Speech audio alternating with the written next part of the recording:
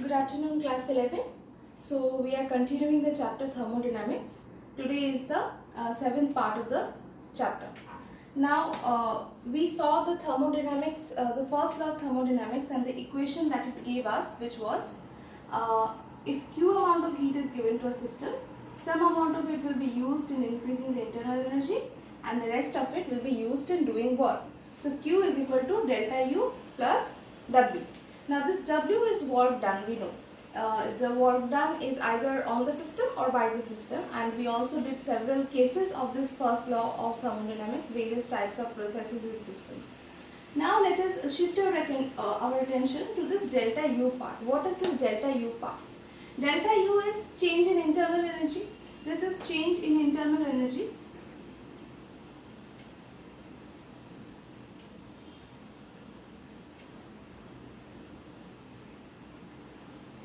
Which means U is internal energy. Now where is this internal energy coming from? What is the source of this internal energy? That is what we will see in today's topic. Now internal energy means obviously it is coming from inside the system only. So from where is it coming in from inside the system? What does the system have so that it possesses some kind of internal energy? Now the kinetic model of matter states that the molecules with which the matter is made up of, they are in constant motion. Okay. So because they are in constant motion, what is the energy that is related to motion? Obviously kinetic energy. So because of their constant motion, the molecules have kinetic energy in between them. And also the molecules are attracting each other. We know that molecules always attract each other with a force known as the intermolecular force. Because of this intermolecular force, because of this attraction, also another kind of energy is there, which is the potential energy. So what are the two kinds of energy? One is the kinetic energy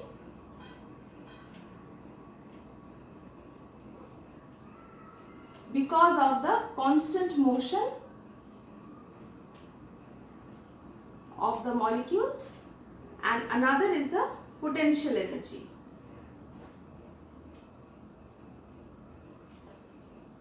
because of the intermolecular attraction. So these two kinds of energy give rise to the internal energy of the system. So kinetic energy plus potential energy is what gives rise to the internal energy of the system.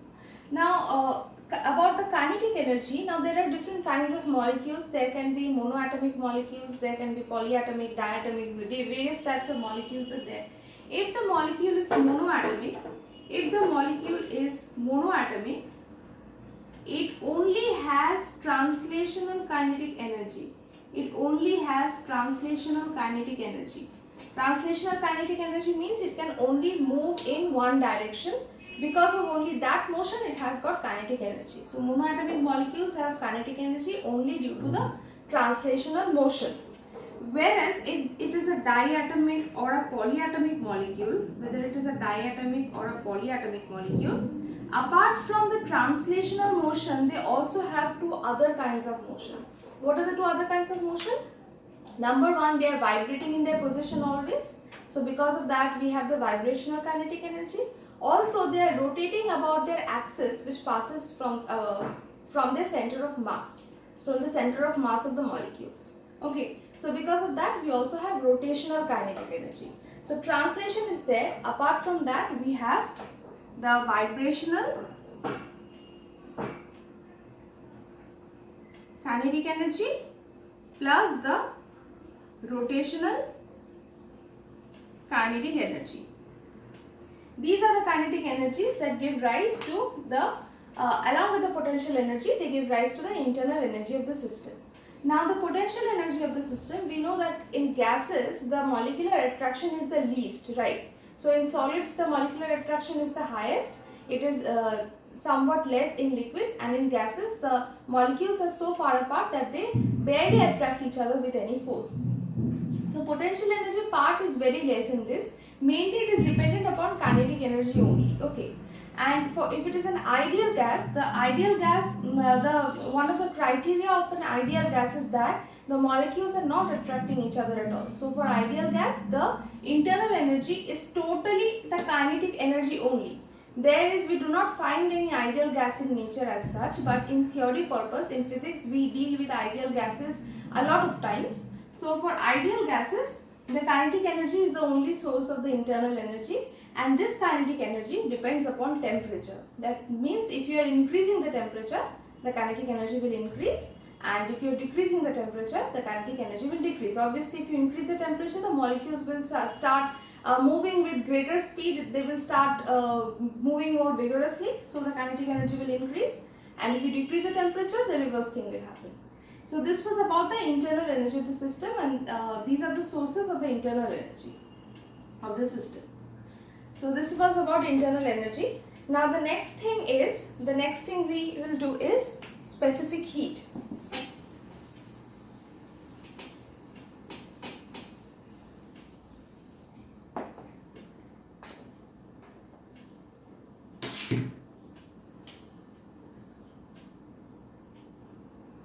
Specific heat. Now we know that when we give some heat energy to a system, the temperature of the system increases. Okay, so the amount of heat energy given to a system is directly proportional to the mass of the substance to which you are giving the heat energy, and also the temperature change which this heat energy brings about. So you give some heat energy, the heat energy will increase the temperature of the substance to some extent. So the amount of heat energy given to a system is directly proportional to the mass of the substance and the temperature change. So now if I substitute this, we will write is equal to Cm delta T. This C here is a constant which depends upon the material of the substance. It is dependent upon the material of the substance, and it is called the specific heat. This is known as specific heat of the substance. Now if I want to define specific heat separately, what do I write? See, from this equation we have C is equal to Q by M delta T, right? So we can define C as the amount of heat energy that has to be supplied to a mass of 1 kg to increase its temperature by 1 degree. Okay, so if I put 1 kg here and 1 degree here, C will be equal to Q. That means the amount of heat energy that is required to raise the temperature of a substance of mass 1 kg by 1 degree. Okay, so that is the definition of C. Now what will be the SI unit of C? What will be the SI unit? Obviously the SI unit will be, the SI unit of heat is what? The SI unit of heat is nothing but form of energy, so SI unit is joules. In the denominator we have mass, so SI unit of mass is kg to the power minus 1, and delta T is temperature, so its SI unit is Kelvin, so Kelvin to the power minus 1. This is the SI unit. Apart from that, we also have some other units. For example, we have calorie per gram per degree Celsius. We also have kilocalorie per kg per degree Celsius. All of these we have, but this is the SI unit of the specific heat. Now specific heat is dependent upon the material of the substance, but it also depends upon the temperature interval in which you are calculating this C. This gives you, this relation gives you the average specific heat. The specific heat of a substance depends upon in which interval, in which temperature interval you are calculating this C. Okay. So for every other substance, for general substance, specific heat increases with increase in temperature. But for water, specific heat decreases within the interval 0 to 40 degrees Celsius. Within 0 to 40 degrees Celsius, if you increase the temperature, C will decrease. After 40 degrees Celsius, again it will increase.